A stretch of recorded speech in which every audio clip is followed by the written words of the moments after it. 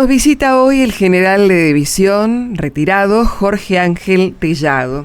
Les cuento que él se recibió en el Liceo General San Martín como bachiller y como subteniente de reserva, y luego ingresó en el Colegio Militar de la Nación, egresando en el año 74 como subteniente del arma de caballería.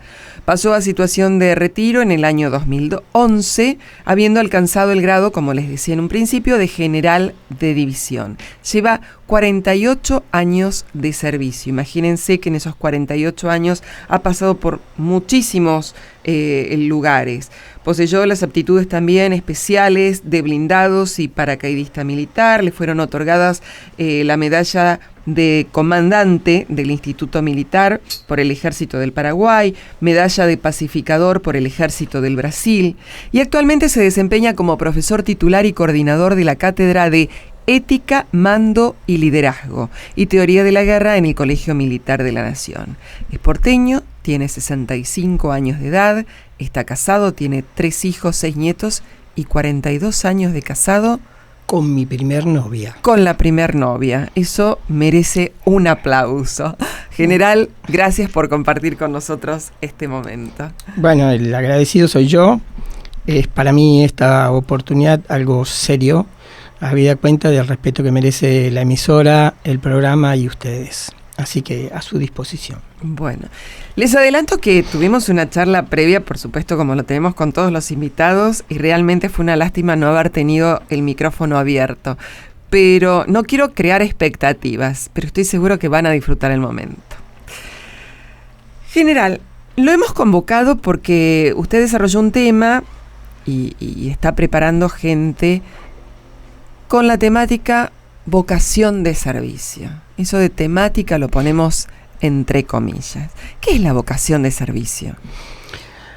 Para referirme a ese tema, yo opto por dos planos.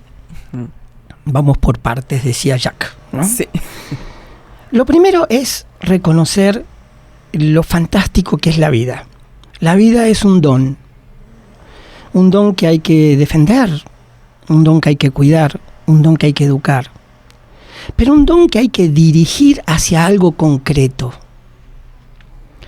Nosotros nos construimos como personas durante toda la vida.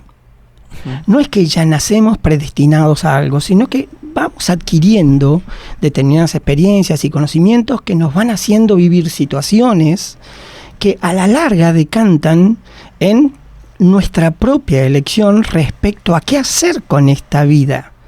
Y esas situaciones van cambiando. Entonces, ¿qué es lo que pasa con nosotros? Nos vamos redescubriendo constantemente.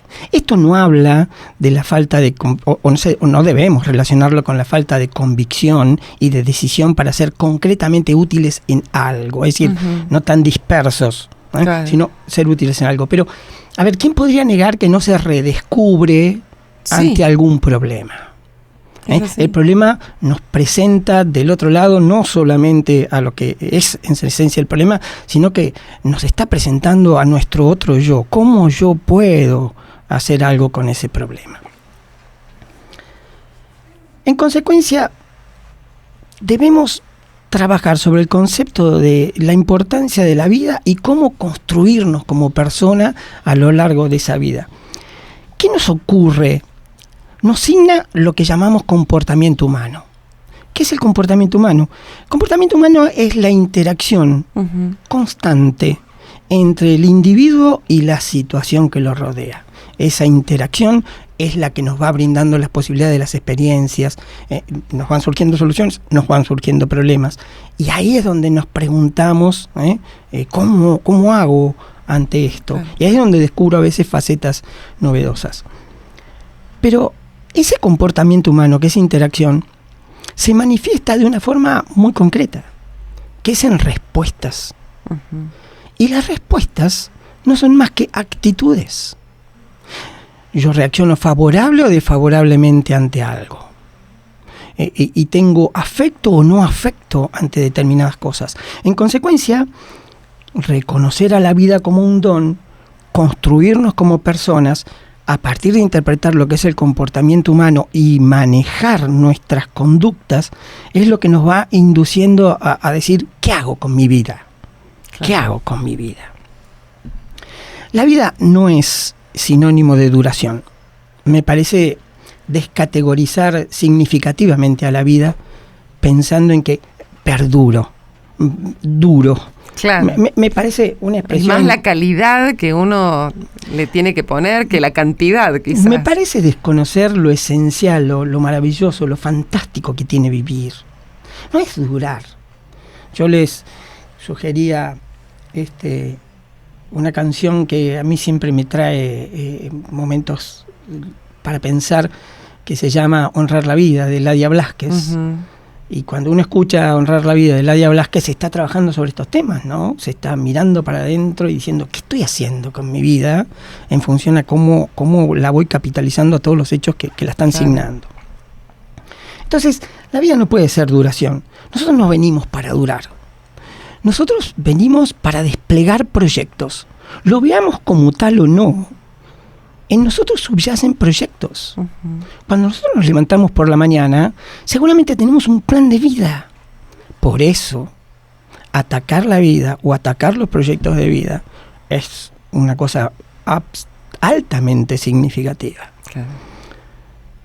¿Qué me puede pasar cuando yo, habiendo planificado mi vida, la lanzo a correr? Que tenga problemas. Vaya descubrimiento. No existe la vida sin problemas. La vida es una solución. Toda acción tiene sus consecuencias. Es una solución de problemas constante. Una vez vi un póster y me llamaba la atención el póster porque decía, tenía la foto de un chiquito que se estaba tratando de anudar los cordones a una edad en donde todavía no le era posible. Y abajo el póster decía, y se le veía la mirada al chiquito muy, muy concentrada. Y abajo decía, muy cerca de la dificultad está la felicidad. Me quedó grabado. Debe ser que he visto eso 40 años. Uh-huh.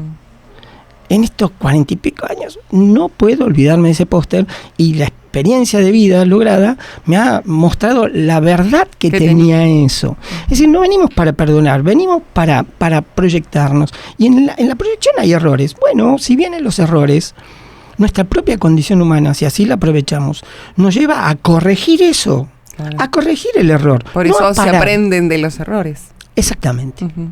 Pero no a parar, no a detenerme con el error. ¿Cuál es la medida de mi yo? ¿Cuánto me paro delante de mis problemas? Entonces, visualizando de esta manera la vida, y que no es un perdurar, y que es realmente algo que me lleva a proyectarme, yo tengo que pensar en un ideal. Uh-huh. Yo tengo que tener un ideal. Porque si yo no tengo ese ideal, no tengo interés por vivir.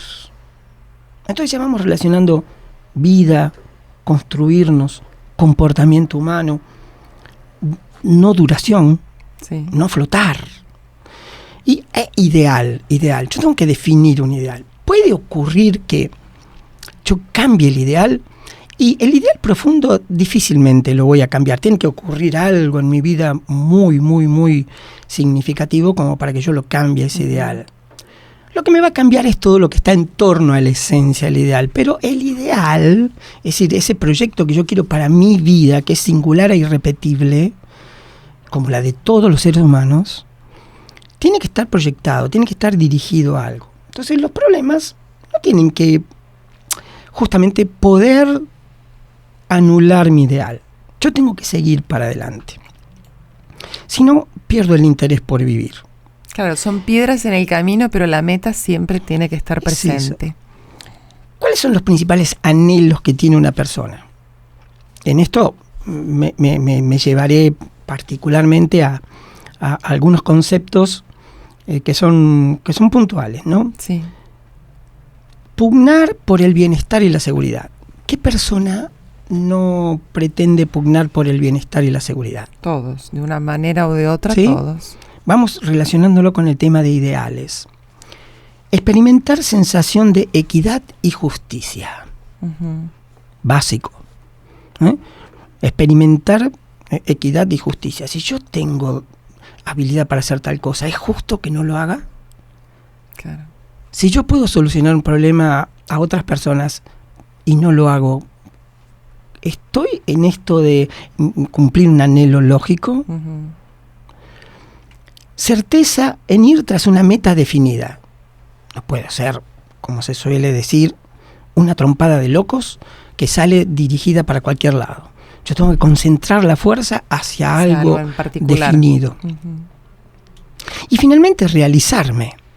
Entonces, apuntar al bienestar y a la seguridad, experimentar sensación de equidad y justicia, tener certeza de ir tras algo lógico, coherente y realizarse, tanto yo como las otras personas que me rodean, tienen que ser básicamente los anhelos. Esos tienen que ser los anhelos.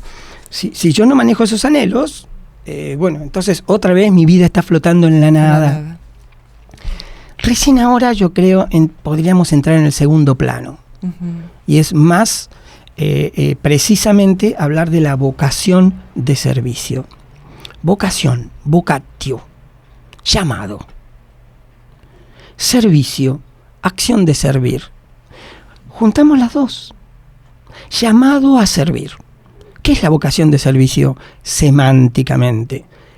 Llamado a servir a otros, no a mí, a otros. La vocación de servicio es una inclinación hacia una forma de vida, actividad o profesión. De alguna manera, esa vocación de servicio me da identidad. Y acá entramos en discernir estos conceptos que le dan semántica y que le dan sentido. Una cosa es la cultura y otra cosa es la identidad. Yo la cultura la heredo. De alguna manera llueve sobre mi cultura. Llueve sobre mi cultura. Pero yo selecciono que de todo lo que me llega va con ese proyecto de vida, con mi personalidad. Y eso ya no es cultura, eso se llama identidad. Es decir, hay una elección personal dentro de los factores de la cultura que lo llevan a uno a tener esa definición personal. Eso que lo distingue del resto de los humanos. Que no lo hace ni mejor ni peor. No, es simplemente distinto. Lo distingue, lo Único, caracteriza. Claro. Entonces, tener una inclinación hacia una forma de vida, actividad o profesión me identifica. Ahora bien, compliquemos un poco la cosa. La vocación de servicio, dijimos que es para servir a los demás. Sí.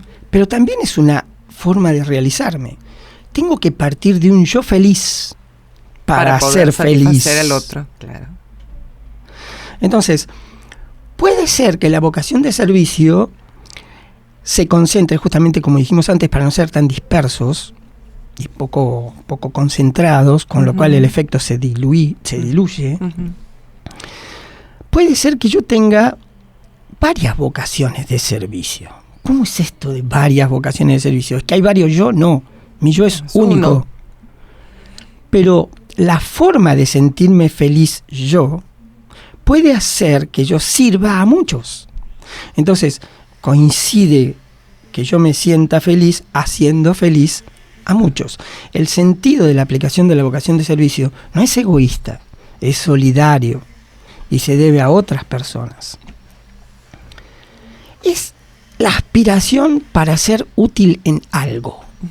Yo en algo tengo que ser útil. Y se puede dar simultáneamente entre lo que yo hago, dijimos, como profesión o dedicación, y lo que esa misma vocación de servicio me lleva para hacer en bien de otras personas. Hay muchísimos profesionales que son sobresalientes profesionales en lo suyo, y sin embargo en sus ratos libres, a través de distintas ONG, se dedican a hacer una actividad que por ahí nada tiene que ver con la esencia de su profesión u oficio, y sin embargo se brindan a los demás.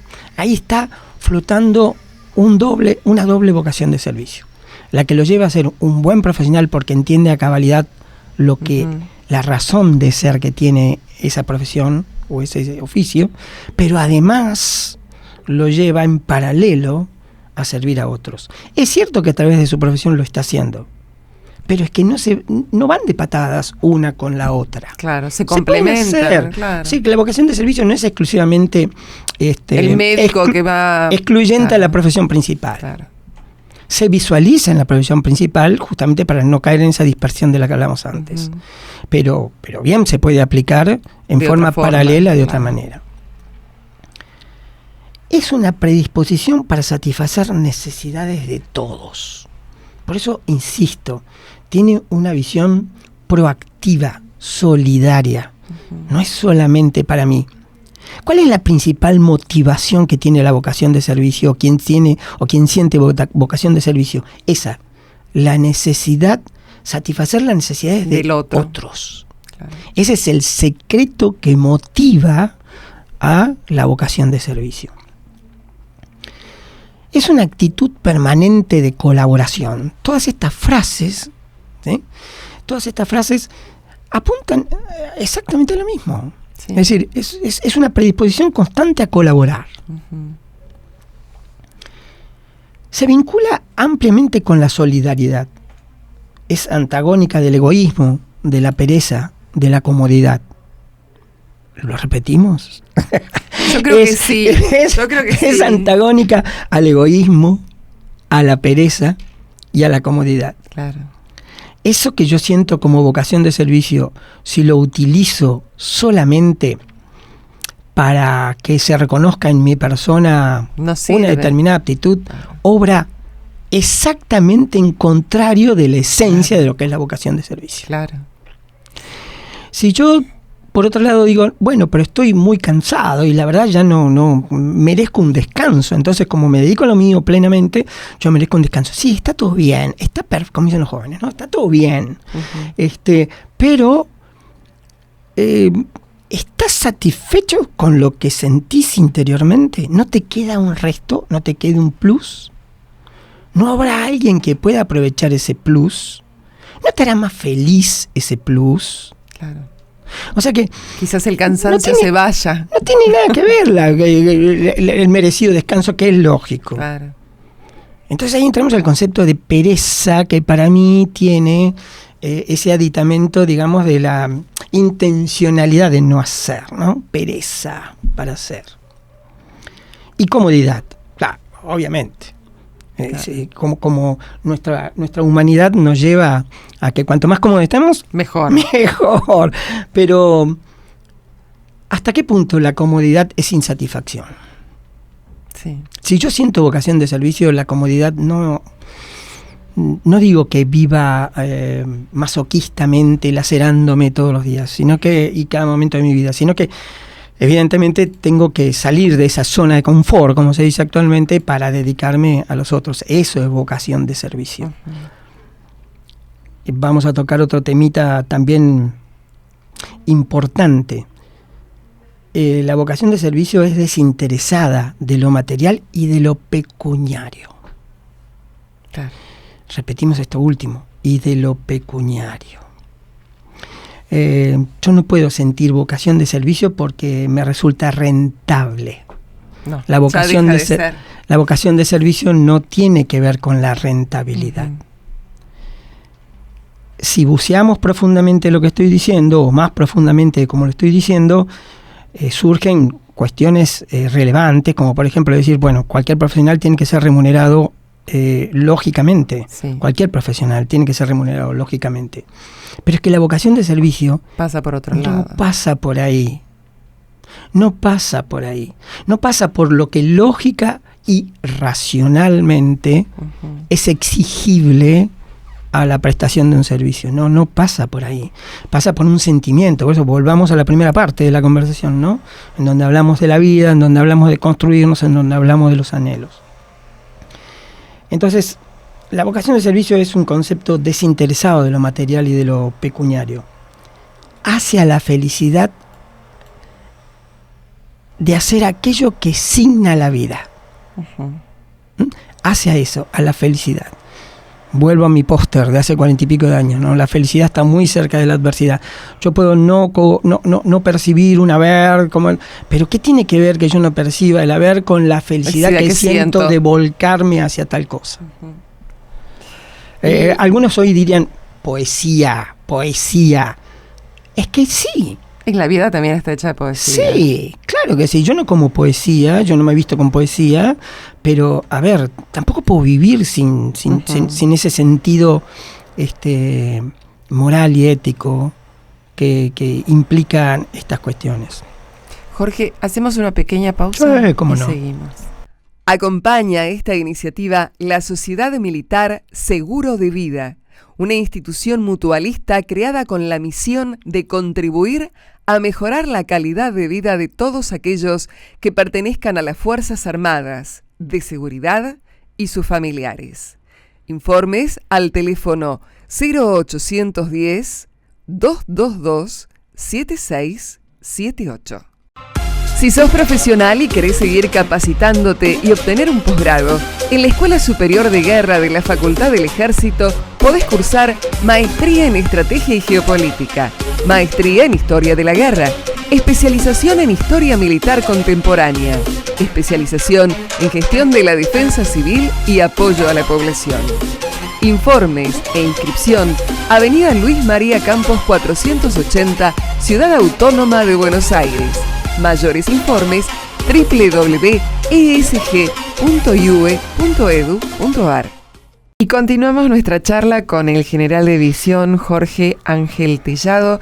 Y bueno, el tema que estaba desarrollando era la vocación de servicio. La vocación de servicio en todos los órdenes de la vida, porque en realidad tiene que ver con eso, tiene que ver con la vida, con el ser humano y cómo se desempeña, que no tiene que ver solamente con la profesión que elegimos, sino quizás nuestra vocación de servicio va por otro lado. Y nos contaba, entonces... habíamos quedado en que la vocación de servicio es algo desinteresado, que está más allá de lo material y de lo pecuniario, con todo el ruido que hace esta última palabra. No porque no se necesite tener una vida digna llamado en los umbrales justamente de lo básico que tiene que tener una persona para desarrollarse, sino porque justamente la vocación de servicio va mucho más allá de esto, supera esta limitación pecuniaria y es algo que está ligado íntimamente a nuestro proyecto de vida y realizarnos haciendo el bien a otras personas. Y eso no es directamente proporcional a lo pecuniario, que redunde en nuestro favor. En este sentido, hay que sentir la felicidad de hacer aquello que signa la vida. ¿Y cuáles son los pilares de la felicidad? Bueno, hay distintos autores que tratan el tema, tan filoso, ¿no? Sí. ¿Sobre qué fundar la felicidad? Bueno, adhiero a quien piensa que es tener esperanza, que es trabajar, tener fe, amar, rehusar a lo que se opone a que yo me realice como persona, rehusar, tener la capacidad de rehusar, no dejarme llevar tan fácilmente por los movimientos, sino que tener justamente nada de lo que dijimos antes, personalidad, identidad, como para ser fiel a ese sentimiento interior, no obstante lo que vaya a ocurrir. Y soñar. La felicidad también se vincula con el hecho de poder soñar. No es exclusivamente poesía. ¿Quién no sueña con algo que quiere? Y está mal soñar en algo que quiere, no. Lo que está mal es no saber qué quiere. Claro. Y no dejar de percibir a la forma que cada uno lo entienda como más práctico, el tema de soñarlo a eso que quiere, ¿no? Nadie quiere lo que no se conoce, dicen. Bueno, hay que conocer. A partir de eso hay que querer y animarse a soñar para ir tras esas que a veces parecen utopías, pero que no lo son. Simplemente hay que tener decisión para eso. En todo esto de la vocación de servicio se prioriza el reconocimiento de la propia conciencia. Y acá entramos en una palabrita que según la escribamos con S o sin S, sí, cambia el sentido. Conciencia, solo con C. Es el registro de lo que según el estilo de vida que elijo, dirime entre el bien y el mal. Conciencia solo con C. Registro de aquello que según el estilo de vida, dirime entre el bien y el mal. Pero conciencia es tener realmente la dimensión de la propia ubicación de lo que estoy haciendo dentro de la realidad que vivo.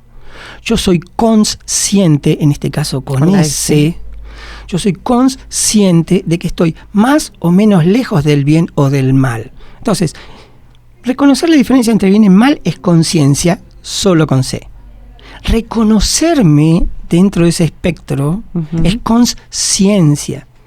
¿Sí? Yo estoy viendo cómo estoy en relación a lo que está bien y a lo que está mal. Hay que tener esa capacidad consciente de saber dónde estoy parado. Claro. Y a dónde quiero ir. Y la vocación de servicio tiene que ver con esa conciencia. ¿Cómo se castiga o cuáles son, más que castigo, hablemos de sanciones, que es una palabra más suave, si se quiere? Dice lo mismo, sí, pero parece más suave. Se maneja dentro del terreno de la sanción moral. Si yo no hago lo que mi vocación de servicio dice, voy a sufrir una autosanción moral, porque voy a reconocer que no estoy haciendo por una o por otra razón lo que realmente me hace sentir pleno. Entonces, esa sanción moral, que es diferente a la sanción legal, nadie me va a sancionar legalmente por no tener vocación de servicio, sí se va a dar en el ámbito de lo moral, de lo interno mío, a partir de la conciencia, con ese. Y creo que es más duro. Absolutamente duro. Y a la larga es difícilmente mimetizable, porque se va a notar hasta en las más mínimas expresiones. Así que en esto de trabajar con la vocación de servicio y hacer a la felicidad, creo que se maneja todo esto, ¿no? Este temita de la conciencia y la consciencia, obviamente va a la filosofía. La filosofía es la que va a hablar de la conciencia sin S, y la psicología es la que va a hablar de la conciencia con S. Entonces, diferenciar esto tiene que ver con la vocación de servicio. Hay una sanción moral que por ahí nadie la advierte, pero yo sí, si no voy a hacer aquello que realmente me está motivando.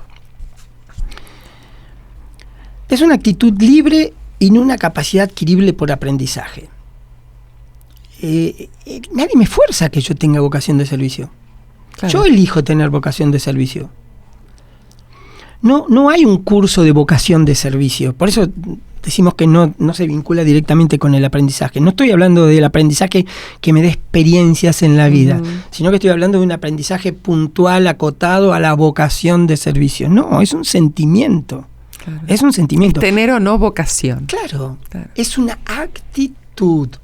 Es una actitud. No hay escuela para la vocación de servicio. Yo sí puedo verme reflejado en otras personas, y eso puede servirme de escuela. Experiencia indirecta puede servirme de escuela. Pero nadie me va a censurar ni me va a sancionar legalmente porque yo no la tengo. Pero por otro lado, o sea, esto surge, el aprender del otro y en tomarlo, si en mí existe la vocación. Sí. Si no, no. Sí, sí. Y el tema es descubrirme la vocación. Claro. Descubrirme la vocación. Liberar amarras con creerme tan acotado a determinadas cosas e intentar ver qué es realmente lo que me hace feliz. Claro. Me viene a la cabeza el verso de Rabindranath Tagore cuando dice, entre otras, desperté y vi que la vida era servicio. Bueno, muy bien, esa que la conocemos todos. Bueno, de eso se trata. Por eso es redescubrirse, que es la palabra que usamos en la primera tanda, ¿no? Redescubrirse. La vocación de servicio tiene que ver, en consecuencia, con algo que es absolutamente ético. Y acá entramos en otra diferenciación, la ética y la moral. La moral es el terreno de las ideas. En ella subyacen los valores. Son conceptos etéreos, rectores con prioridad. La ética es la moral echada a rodar. La ética es acción. La moral es pensamiento. Se apoya en los valores, pero la ética es moral echada a rodar. Es moral en acción. Entonces, aquello que nos ilumina, que son los valores, debemos transformarlos en algo. Porque si no, ¿cómo actuamos? ¿Solo con una idea etérea? No. Actuamos basados en una idea etérea, pero con cosas concretas.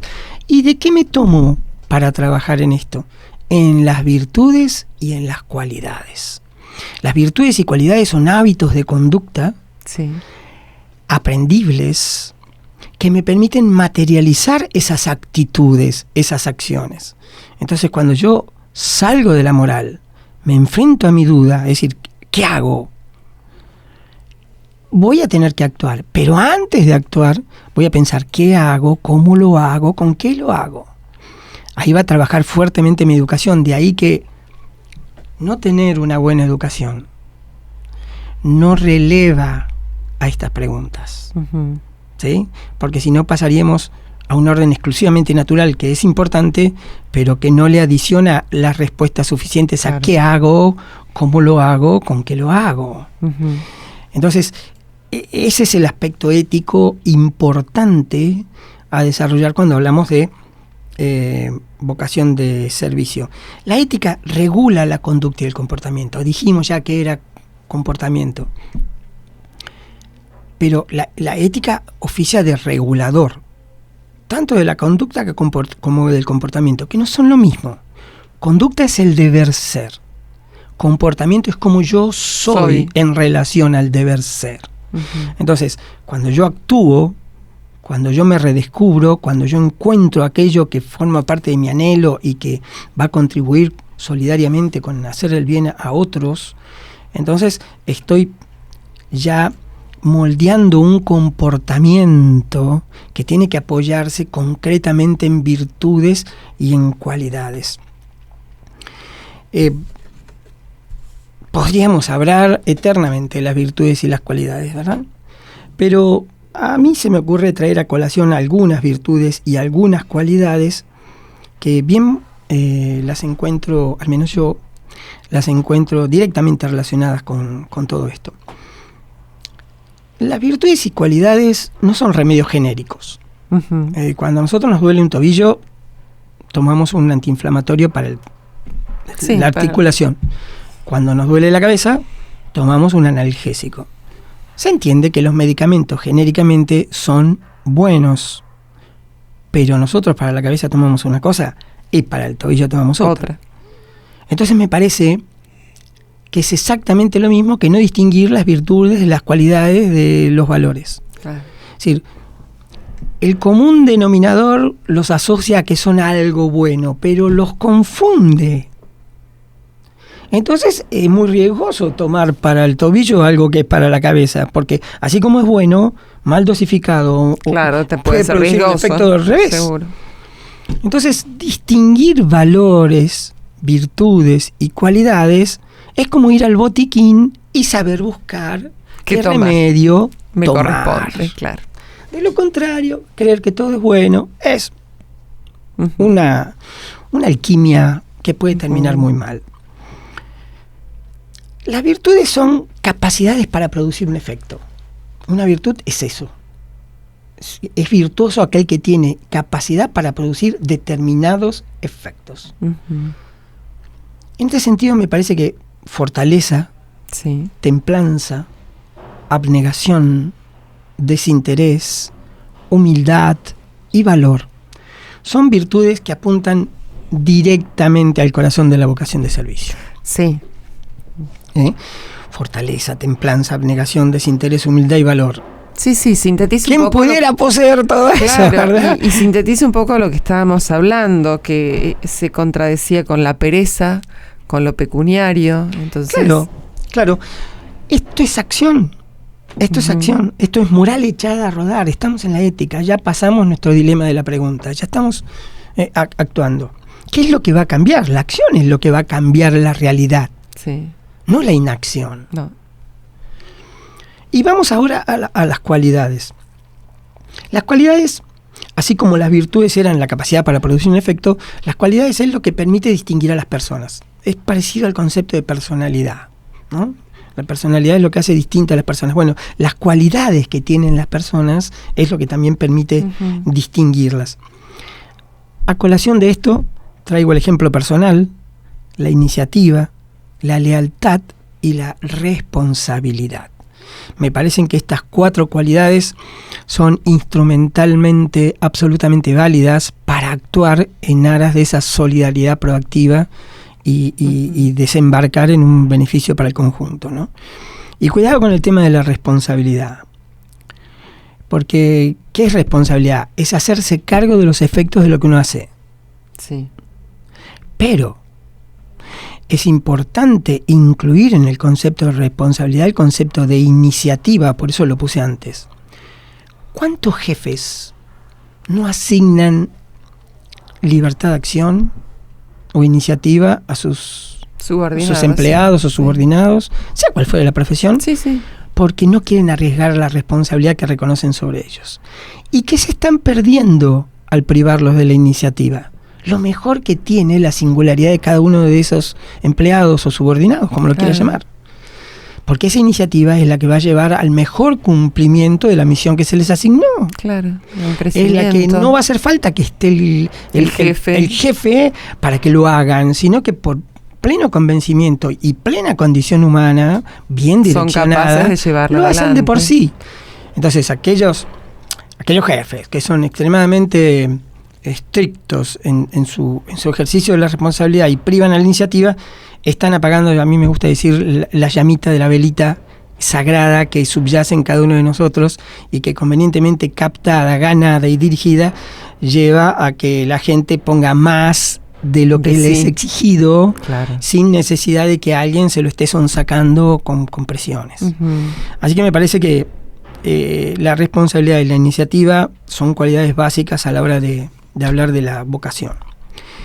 Bien, yo con esto creo que genéricamente, al menos desde mi modesto entender, podríamos dar por satisfecha la pregunta. Pero, y visto, bueno, ahora centrémonos un poquitito en la vocación de servicio del militar. ¿Cuál es esta vocación, gracias a Dios, en tiempo de paz? Hay un autor, Samuel Huntington, que caracteriza a las profesiones.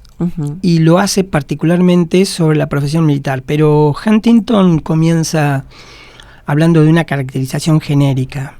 Él dice: toda profesión se caracteriza por 3 aspectos. El primero es la capacidad, el segundo es la responsabilidad y el tercero es la corporatividad. Huntington dice: capacidad, genéricamente, es ser experto en algo.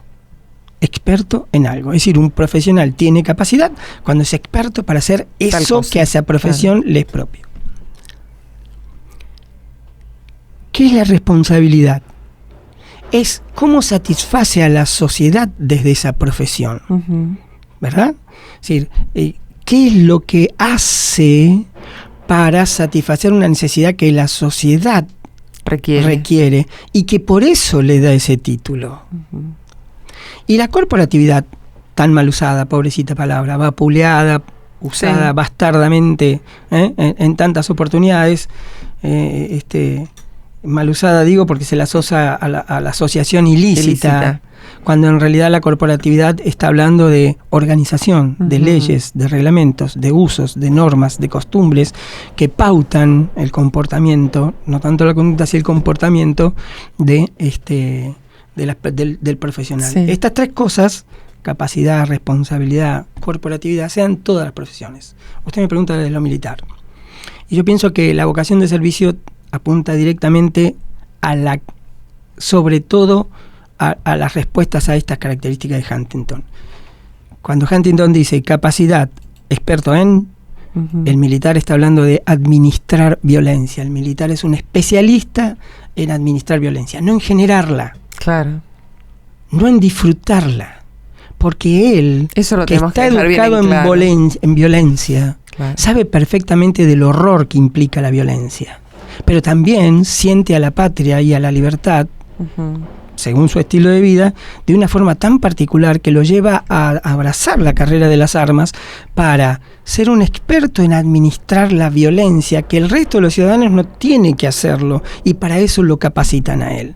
llegado el momento, habrá que usarlo. ¿Para qué? Para que desgraciadamente se utilice la violencia. Uh-huh. Pero el militar no es alguien que disfruta con la violencia, no. Disfruta con el horror. Uh-huh. No la genera además a la violencia. Por eso la administración, la vocación de servicio del militar está directamente vinculada a ser un experto en administrar violencia. Uh-huh. No en generarla, no en disfrutarla. Bien. Si pasamos a la responsabilidad, y la vocación de servicio está directamente relacionada con brindar la seguridad militar del Estado. Uh-huh. Mientras el plexo legal actual se mantenga y existe una ley de defensa y una ley de seguridad interior, quedan claras las responsabilidades de las fuerzas de seguridad y de las Fuerzas Armadas de la Nación. Ambas leyes permean y se complementan según sean las situaciones. Pero estamos hablando de situación de guerra o situación de no guerra. Claro. Está claro. Sí, sí. Y en ese contexto tenemos que ser absolutamente claros, muy claros, en cuáles son las responsabilidades de cada uno. A los militares, a los integrantes de las Fuerzas Armadas, les corresponde por responsabilidad brindar la seguridad militar del Estado, la que corresponde a una situación de guerra. Que, repito, en la paz permea con lo que los militares entendemos como misiones subsidiarias. Claro. Que complementan, de hecho, el bienestar de la población, la libertad de elección y demás. Y en cuanto a la corporatividad, enfocada, como hemos dicho, altruistamente. Sí, como corresponde. Y bueno, le es propia como cualquier otra profesión lo tiene, ¿no? Y la vocación de servicio está muy vinculada al cumplimiento de las normas, reglamentos, usos y costumbres de la vida militar. Somos expertos en interpretar lo pecuniario en ese aspecto, ¿no? Los militares somos expertos en eso, al igual que los docentes, ¿no? Pero de todas maneras, pienso que la vocación de servicio apunta exclusivamente o enfocada, acotada al ámbito militar, que no es lo que yo quería desarrollar anteriormente, apunta a satisfacer estas cuestiones de capacidad, de responsabilidad y de corporatividad. General, ha sido realmente un placer, como dije a los oyentes, a nuestros amigos que están del otro lado, que seguramente iban a disfrutar esta charla. Por lo menos para nosotros fue así. Le agradezco muchísimo su presencia y por supuesto vamos a tener otra charla más entre cortadito y cortadito. Bueno, yo les agradezco a ustedes la invitación. Obviamente mis expresiones no son vinculantes a la opinión de quienes toman estas expresiones, pero lo digo desde el más hondo de mis convencimientos y repito a la emisora, al programa, a ustedes y a los oyentes. Muy amable, muchas gracias.